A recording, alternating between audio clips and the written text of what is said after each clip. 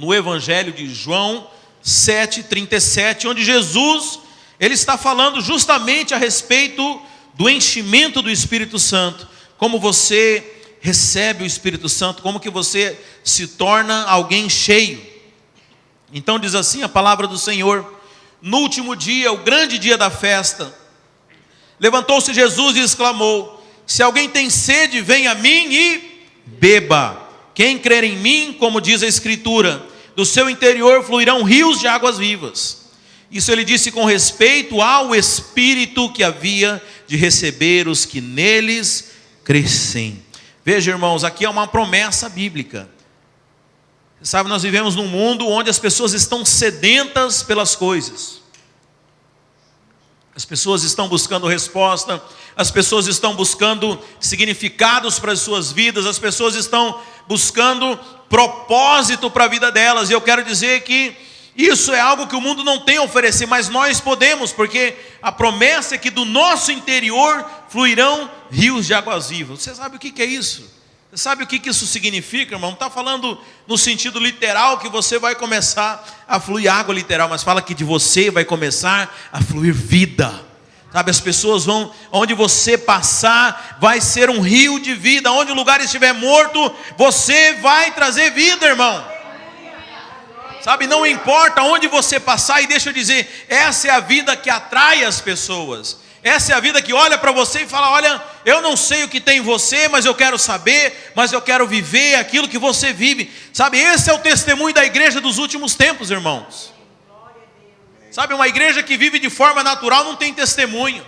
Uma igreja que anda preocupada com as coisas que o mundo se preocupa não tem testemunho. Jesus, ele fala: não andeis preocupados com o que comer ou com o que vestir, da mesma forma que quem, irmãos? Que os ímpios fazem. Nós não podemos andar como os ímpios, irmãos. Nós temos o Espírito de Deus. Sabe, por isso quando a gente vem celebrar aqui, a gente celebra com alegria. Nós temos algo que o mundo não tem. A gente tem uma promessa, a gente já tem uma vitória garantida. Nós não podemos andar da mesma forma que o mundo anda. Sabe, nós temos que fluir da vida, porque essa vida é o que vai permear esse mundo e que é o que vai trazer o último avivamento de todos os tempos, irmãos.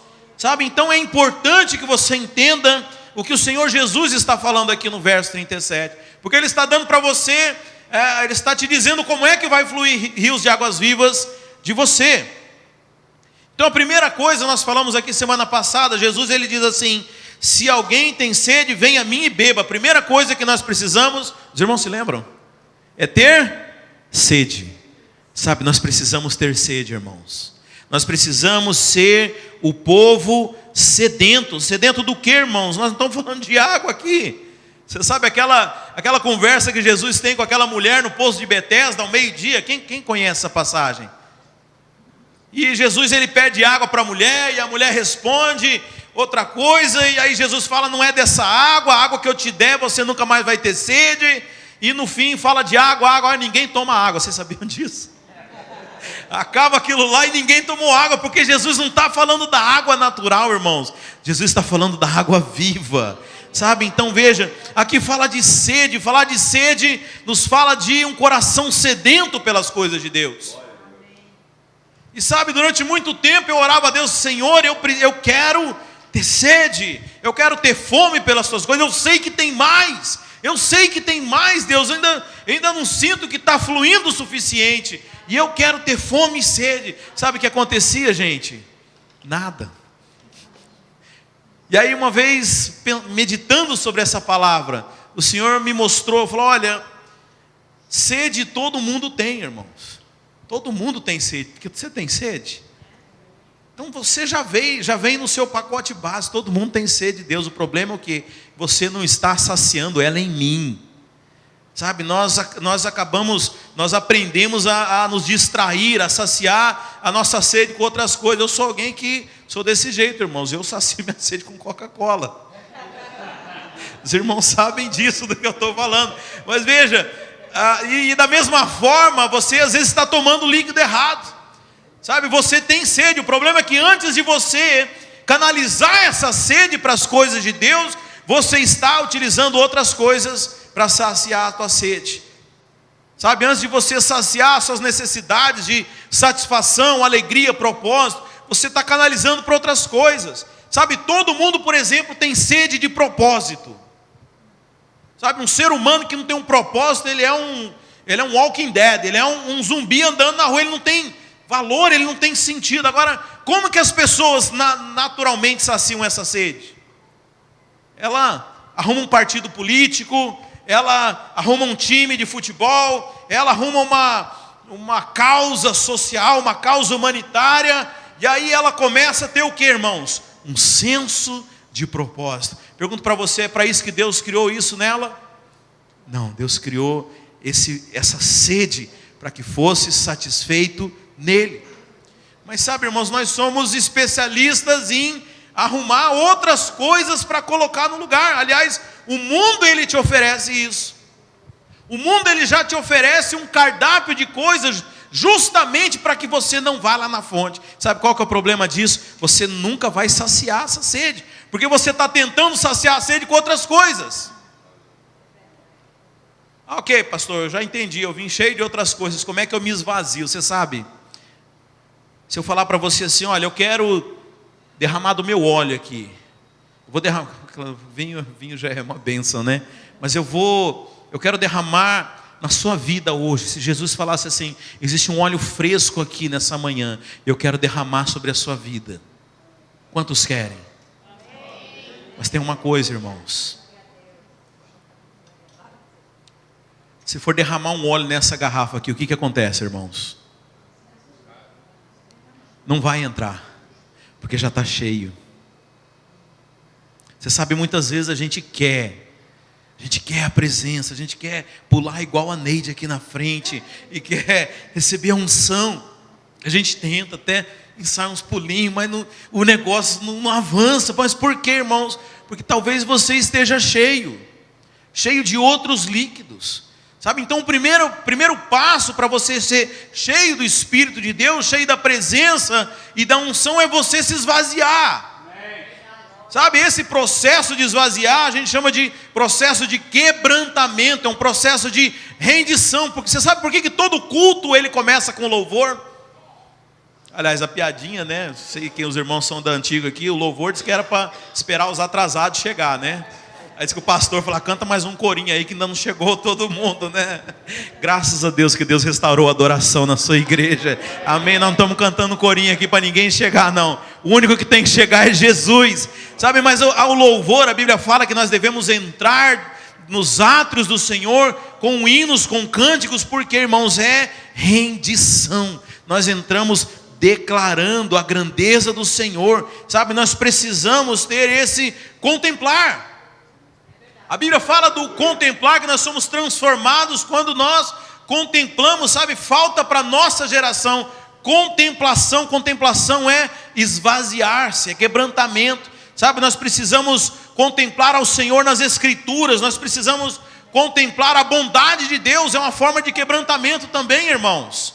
Sabe, quando você tem um coração grato, em Romanos 2:4 fala que a bondade do Senhor nos constrange, nos quebranta. Sabe, você reconhece tudo que o Senhor tem feito por você. Eu estava sábado jogando tênis com o Alex, e ele está falando, olha, é maravilhoso ter um tempo para poder respirar e ver tudo aquilo que Deus está fazendo por a gente, sabe? Isso é quebrantamento, sabe? Quando seu coração é constrangido pelas coisas que Deus faz, sabe? O ingrato, sabe por que o ingrato não é cheio do Espírito? Porque ele não quebranta o coração, é um coração duro, ele sempre acha que Deus está devendo algo para ele. Mas o coração grato, ele é quebrantado, irmãos. Sabe, nós precisamos se esvaziar, buscar a rendição. Sabe, Deus também usa circunstâncias para gerar quebrantamento na sua vida. Como é que você reage diante de situações que você não dá conta de resolver? Aliás, você sabe por que Deus permite algumas situações fora do seu controle? Para você lembrar que você não é Deus. Tem situações que você não pode fazer nada. Você fala, Deus, eu tenho que entregar para você, porque eu não tenho nada para fazer aqui. E vira e mexe, eu me pego nessas situações. Acho que Deus quer falar alguma coisa comigo, né? Quer tirar as coisas do controle da sua vida para dizer que Ele é Deus. Isso é rendição, irmãos. Fala, Senhor, tudo é Teu, é o Senhor quem define as coisas, eu entrego a minha vida a Ti. Isso é quebrantamento, irmãos. A gente precisa, você quer receber, você precisa estar vazio. Amém? Fala assim, para eu receber, eu preciso estar vazio. Não tem como encher copo cheio, meu irmão. Você chegou cheio de razão, se você chegou cheio de teologia, se você chegou cheio de preconceito, cheio de erro, deixa eu falar, não há nada para fazer por você. Só recebe aquele que está vazio.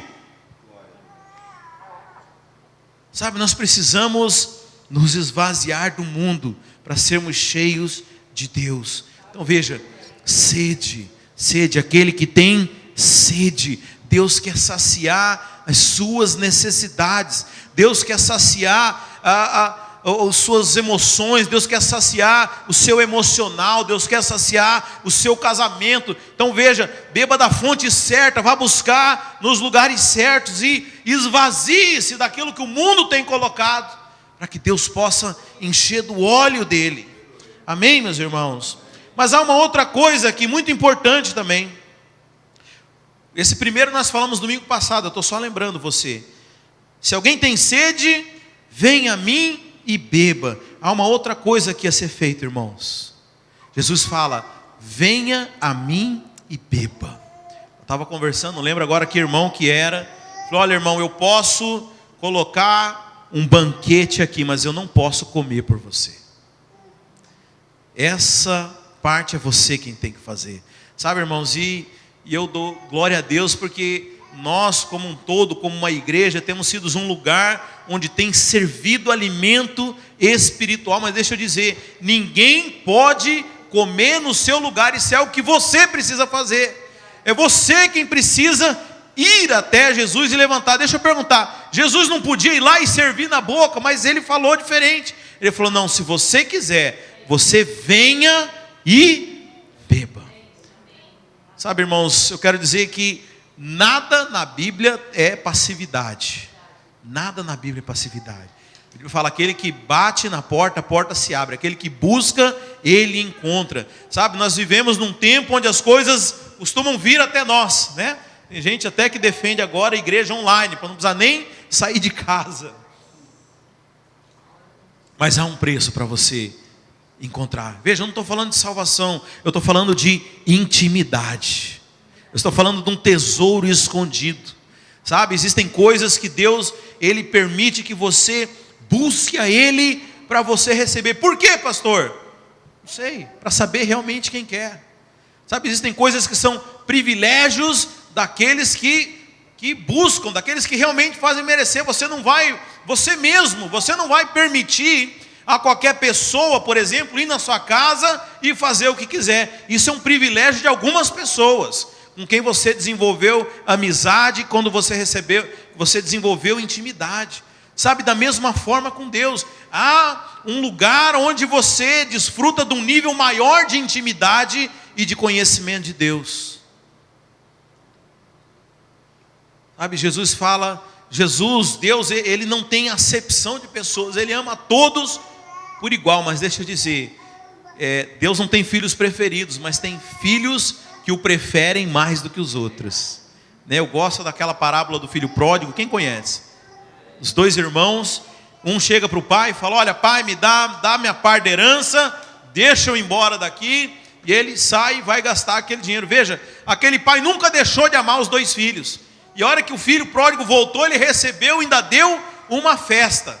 Então, qual que é o problema? O filho que fica na casa fica com inveja, não fala assim, esse teu filho gastou tudo e você ainda recebe ele, Mas deixa eu dizer, e aí as pessoas acham, que aquele filho que saiu ficou na vantagem. Não, deixa eu falar uma coisa, aquele filho que saiu, que estava longe do pai, ele passou os piores momentos da vida dele longe do pai. Agora o pai amava os dois da mesma forma. O pai tinha estabelecido um propósito para os dois da mesma forma, mas a decisão ela é individual. Sabe, é você quem escolhe. Deus, Ele é nobre, Ele não toma decisões no seu lugar, Ele te dá livre-arbítrio. Sabe, mesmo a salvação é uma decisão tua, mas agora que você é salvo, Deus também te dá a oportunidade de decidir até onde você vai. O quanto que você vai experimentar dele, sabe? Mas o convite de Jesus é: olha, levanta, vem até mim e beba. Ou seja, existe algo para você em Jesus, existe algo para você poder se saciar, mas é você quem decide. É você quem decide o que você vai fazer, até que nível você vai, até o quanto que você vai fluir em Deus, sabe? Não é... O pastor não pode tomar essa decisão por você, o líder não pode tomar, Deus não pode tomar essa decisão por você, mas é uma decisão individual, irmãos. Sabe, eu lembro uma vez que eu fiz um convite para os irmãos da igreja. Eu falei: olha, eu te convido a fazer uma avaliação na sua vida, ver há quanto tempo que você está aqui, o quanto que sua vida já mudou, e se não mudou nada, você repensar o que você está fazendo aqui, porque não faz sentido, você está perdendo tempo. Deus quer mudar as nossas vidas. E o problema não está, pode estar até no mensageiro, mas na mensagem não está o problema não. A mensagem é poderosa. Então o que está acontecendo, irmãos? Sabe, nós precisamos experimentar. Muitas vezes aqui fala de proatividade, fala de você levantar, de você sair da sua zona de conforto. Nós falamos aqui sobre Pedro. Pedro foi andar sobre as águas. Sabe por quê? Porque foi o único que teve a ousadia. Falou: não, eu quero, é você, Jesus, então eu quero. Você já parou para pensar isso, irmãos? Eu quero viver algo diferente. Sabe, eu quero experimentar das coisas de Deus. É verdade isso que está na Bíblia aqui. Sabe, irmãos, eu me lembro de algumas orações que eu fiz na minha vida, que eu tenho para mim que foram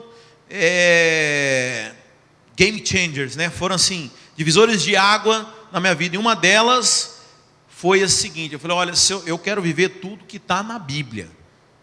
Não quero mais essa história: não, tem parte da Bíblia que é meio alegórica, que era para aquela época, que é história, que é força de expressão. Eu falei: não, ou o que está aqui é verdade, ou então para mim não serve. Sabe, irmãos, tome uma decisão. E aí eu me introduz no terceiro ponto, que está lá em Apocalipse 3,15. Abre a sua Bíblia aí. Fala também de nós vivermos uma vida cheia de Deus. Apocalipse 3,15 diz assim: conheço as tuas obras, que nem és frio nem quente. Quem dera fosses frio ou quente, assim, porque és morno, e nem és quente nem frio, estou a ponto de vomitar-te da minha boca. Você sabe, irmãos, há umas semanas atrás, Deus falou algo comigo muito, muito forte com relação a isso aqui. Você sabe a diferença daquilo que é quente e daquilo que é morno?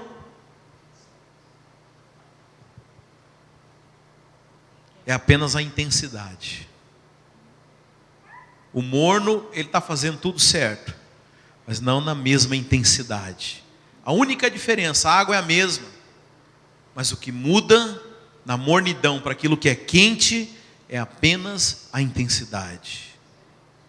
Sabe, nós precisamos servir a Deus com intensidade, com entusiasmo. Talvez é por isso que Deus, Ele fala: se você quer, você levanta e vem beber. Eu não vou servir quem não quer nem se dar o trabalho de levantar. Você entende isso, irmãos? Eu não vou servir quem não dá nem o trabalho de assistir o culto, de quem não se dá o trabalho de abrir a Bíblia, sabe? O que muda do morno para o quente, o morno talvez, ele está fazendo tudo certo, mas na intensidade errada. Talvez ele não tenha revelação, irmãos, porque intensidade tem a ver com revelação. Eu falei, quando a gente canta com alegria, porque nós temos revelação, nós não estamos cantando uma música, porque nós somos uma voz profética. Sabe, nós precisamos ter revelação de quem nós somos, daquilo que nós estamos fazendo. Conta-se uma história que, agora eu não me lembro de qual presidente americano foi visitar.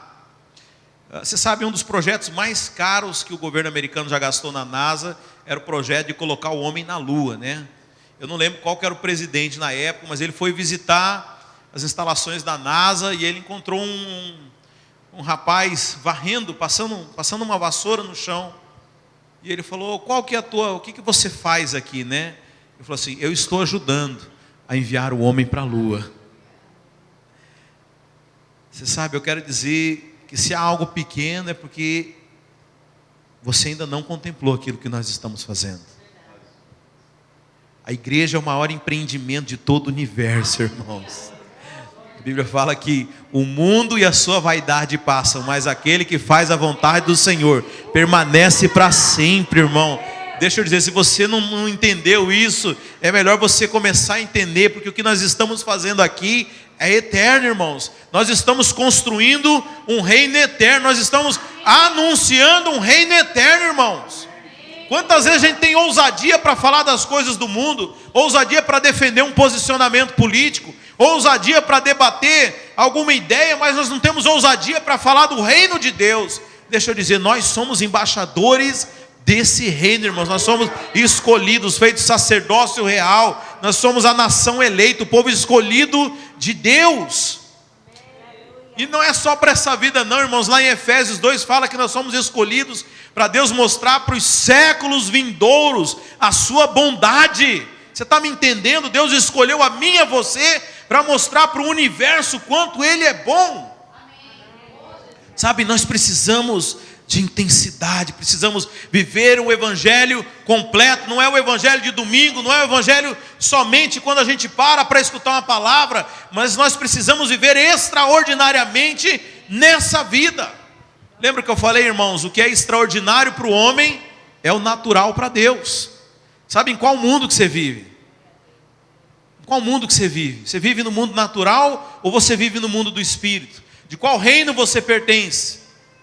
Eu pertenço ao reino dos céus. E o padrão do reino dos céus, para quem olha no mundo natural, é extravagante, é intenso, é absurdo. Não, as pessoas não entendem, mas deixa eu dizer, é o padrão de Deus, irmãos. Sabe, Deus nos escolheu para viver o extraordinário. Sabe, deixa eu falar, fluir rios de água viva não é para qualquer um não, irmãos. É para aqueles que são crentes, para aqueles que beberam dessa água. Nós estamos falando de coisas aqui que o mundo ainda não experimentou, irmãos. Sabe, nós como igreja precisamos experimentar dessa água e viver imergidos nela. Precisamos viver esse padrão, irmãos. Porque veja, como eu falei, não vai haver mais meio termo nesse mundo, irmãos. Ou você vai ser intenso, ou você vai esfriar. Não vai haver lugar para meio termo. A perseguição já começou, meus queridos. A perseguição já começou, você sabe, os Estados Unidos eram um dos países mais livres para você pregar o evangelho. Já começou perseguição de igreja, pastor sendo perseguido porque não quer fazer casamento homossexual, igreja sendo perseguida porque está pregando contra esses valores progressistas, sabe, e o negócio vai piorar, não vai melhorar, meus irmãos. Você vai ter que tomar uma posição, você vai ter que decidir se você vai ser alguém intenso. Se você não for intenso, você não vai resistir. A pressão vai ser grande. Mas você sabe, para uma pressão grande, vai haver uma outra pressão mais forte. Por isso que a Bíblia fala que onde abunda o pecado, vai superabundar a graça. Vai haver um enchimento sobrenatural do Espírito Santo nesses últimos dias. Sabe, e eu quero ser parte disso. Uma capacitação sobrenatural. Você vai receber dons de Deus para fazer coisas que você nunca imaginou. Aquele que não fala inglês vai receber capacitação para pregar inglês para americano, irmão. Você vai fazer coisa que você não imagina. Deixa eu dizer. Sabe, eu estava lendo sobre o avivamento da Rua Azusa. Quem já ouviu falar da Rua Azusa? O maior avivamento pentecostal desse último século. Começou lá em Los Angeles, né? Se você não viu, joga no YouTube. Avivamento da Rua Azusa. E a Bíblia fala que ali era um grupo de 6 ou 7 pessoas que se reunia para orar. Primeira coisa, não precisa de muita gente não, irmão. Não precisa de muita gente. Sabe, eu lembro quando Deus chamou Josué e falou, manda chamar o povo para guerrear. Aí veio muita gente falando, não, isso é muita gente, você vai achar que você ganhou porque vocês são numerosos, pode mandar embora aí, fala quem não quiser pode ir embora. aí sobrou lá mais um número. Eu falei, não, pode diminuir isso aí. Deus não precisa fazer com muito, porque é o poder dele que faz. Mas você sabe o que eu achei interessante nesse avivamento da Rua Azusa? A Bíblia fala que ali tinha umas 6, 7 pessoas orando, buscando a Deus, e era uma casa que tinha um piano. Você sabe, piano, depois que você compra um, o teu próximo passo, o sonho é como que você vai se desfazer dele. E muita casa que você compra vem com o piano, né? E fala que veio uma unção sobrenatural sobre uma pessoa que nunca tinha tocado na vida. E a mulher começou a tocar e depois daquela nunca mais parou de tocar piano. Eu falei, oh Deus, dá uma unção Matrix dessa para mim, carrega um software aí com habilidades. Sabe, o Espírito Santo vai te capacitar para fazer coisas extraordinárias. Se você é empresário, deixa eu dizer, Deus vai te dar estratégias extraordinárias para você prosperar e financiar o reino. Aonde você estiver, o Espírito Santo quer te usar, irmão, para uma vida sobrenatural, porque nós estamos vivendo os últimos tempos. Então a igreja do Senhor precisa estar cheia da presença dos dons, fluindo nos rios, irmãos. Mas demanda intensidade, demanda você ter sede, demanda você levantar e ir beber até Jesus. Sabe, isso ninguém pode fazer por você, é você querer. Você sabe, às vezes eu fico falando para os irmãos, porque a gente fala coisas, os irmãos falam, isso é muito para mim, eu não vou dar. Você sabe, as pessoas começam a botar um monte de empecilhos, né? E tal, eu falei, irmão, só fala assim, eu quero, deixa que Deus dá conta do resto. Você tem um desejo, pelo menos, de querer. Você sabe, é aquela história, você vai oferecer a comida, a pessoa já está cheia, irmão. Pelo menos deseja isso, deixa que Deus cuida do resto. Sabe, nós temos que querer, irmãos. Temos que querer viver o sobrenatural de Deus. Sabe, cristianismo não é algo normal. Você já parou para se dar conta disso? O que nós estamos fazendo aqui é loucura. É loucura para o homem, é escândalo para o judeu. Loucura para o gentio, escândalo para o judeu. Essa é a cruz de Cristo, esse é o evangelho que nós anunciamos. E deixa eu dizer, a vida que Deus tem para você é essa. Quando Jesus fala, olha, falou para os seus discípulos, vão para Jerusalém, e eu vou mandar o meu Espírito, e vocês serão minhas testemunhas em toda a Judéia, Samaria, até os confins da terra. Você sabe, eu achava que a maneira de ser testemunha era como um evangelista que ia sair pregando, ia testemunhar. Não, mas você sabe, a maneira como nós testemunhamos para o mundo é com a nossa vida. Eu gosto de um evangelista americano que ele fala assim, olha, pregue o tempo todo, se possível com palavras, mas o tempo inteiro você está pregando. O apóstolo Paulo fala que a nossa vida é como uma carta para ser lida pelo mundo. Deixa eu dizer, você está sendo vigiado. Você está sendo vigiado. Mas você quer viver uma vida que testemunha a respeito de Deus, seja cheio do Espírito Santo. O Espírito Santo é o poder de Deus para você se tornar uma testemunha. É o suprimento. Olha, deixa eu dizer, não tenta viver essa vida sem ser cheio do Espírito. Já viu o final desse filme? É horrível, todo mundo morre no final. Você vai se tornar só um religioso. Sabia disso? Porque a lei não foi dada para você cumprir, apesar de ser essa a proposta. Mas a lei foi dada para manifestar que você não dava conta de cumprir. Para manifestar o pecado, está lá em Hebreus. O propósito da lei era mostrar para você que você não dá conta. E por isso todo aquele que fica tentando obedecer naturalmente com as suas forças humanas se torna só um legalista, um religioso. Mas por outro lado, a Bíblia fala que por conta da nova aliança feita no sangue de Jesus, Deus agora ia colocar a lei no nosso coração.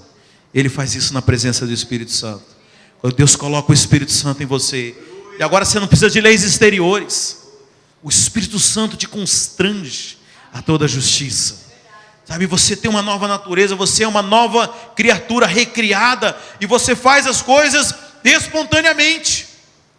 Sabe, essa é a verdadeira vida cristã, não é uma religião exterior, onde você precisa estar o tempo inteiro se vigiando, se cuidando, para fazer aquilo que é certo. Você sabe, eu tenho uma história engraçada, lá no Brasil, uma vez numa igreja, numa conferência que eu fui, tinha uns adesivos de...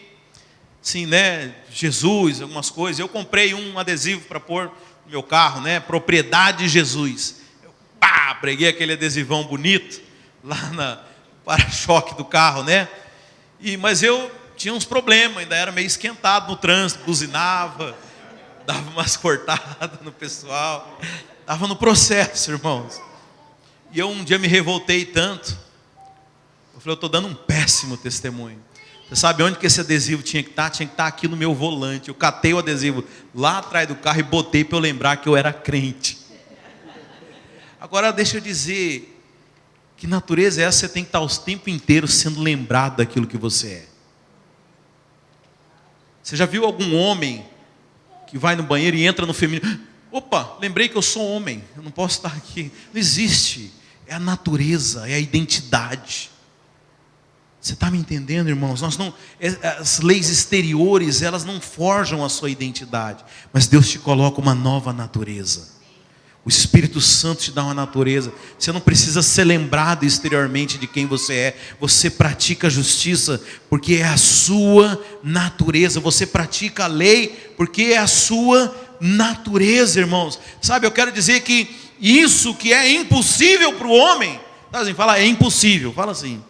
É impossível, faz com o dedinho assim. É impossível, você não dá conta. Mas o Espírito Santo é poder de Deus para você viver essa vida, para você ser testemunha. O Espírito Santo é o dunamis de Deus. Você sabe, a palavra dínamos é aquilo que gera energia. Então, quando Jesus fala que o Espírito Santo é o poder de Deus, a palavra é isso, é dunamis, é o dínamo. Ou seja, eu vou colocar dentro de você essa força motriz que vai te gerar energia para que você possa viver todo o extraordinário que eu tenho para ver você. Agora já está aí, irmão. Já está aí. Por que nós ainda não fluímos mais? Nós precisamos permitir sermos usados por Deus. Dar chance para o sobrenatural. Arriscar. Fazer papel de besta às vezes. Ser usados. Sabe, nós não temos noção daquilo que nós carregamos em nós, daquilo que nós vivemos. Mas deixa eu dizer, esse é o padrão de Deus para nós, irmãos.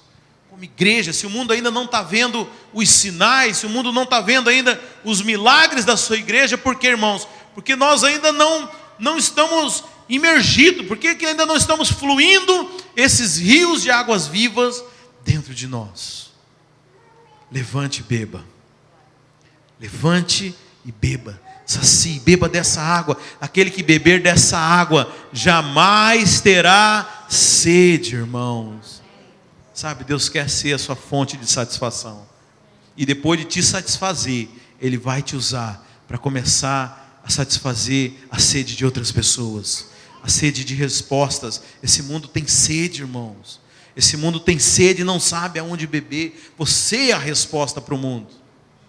Deus não vai mandar ET aqui não para pregar o evangelho, não. É comigo e com você, vossa senhoria. Não tem mais ninguém. Olha para quem está do seu lado aí, ó. É você. É você. Fala assim para quem está lá. É você. Hã? Você é do tempo que ora assim, Deus, manda um crente para pregar para o meu vizinho. Deus fala assim, é você. Pastor, tem um capeta quebrando tudo aqui em casa. Eu falo, é você. Você que vai expulsar, uai. Por que não? Você é a solução de Deus para o mundo. Amém? Cheios do Espírito, irmãos. Cheios do Espírito. Nós estamos aqui por um propósito. Nós somos chamados para uma grande comissão. Nós somos constituídos reis e sacerdotes. Você tem noção do que é isso? Pouca noção, né, irmãos? Nós ainda exercemos pouco governo sobre essa terra. Mas o governo foi entregue para a igreja, você sabia? Talvez por isso que a Bíblia fala que a ardente expectativa de toda a criação é pela manifestação da videira de tampa. Pela manifestação dos filhos. A criação está esperando. Quem vai se levantar e reger as nações? Quem vai se levantar como uma voz profética para para anunciar a chegada do rei. Esse é o papel do sacerdote, introduzir a presença. Sabe, é o nosso papel, não é outro, não é outra pessoa, não é aquela, por que fulano não veio hoje nesse culto? Não, é você que está aqui, entendeu? Não delegue, não vou falar responsabilidade, não delegue esse privilégio que Deus deu para você, mas levante-se, beba, coma daquilo que o Senhor tem servido. Eu quero dizer que tem mais, irmãos. Nós estamos vivendo os últimos dias. Quantas vezes a gente faz planos, né? E temos tantos sonhos. Sabe, irmãos, nós precisamos focar nas coisas que estão acontecendo. Sabe, Deus já tem colocado no coração dos seus ministros aquilo que nós estamos vivendo, irmãos. Nós estamos chegando no tempo do fim. Nós somos a igreja escolhida por Deus para fluir sobre essa terra. Amém, meus irmãos? Você se coloque de pé em nome de Jesus.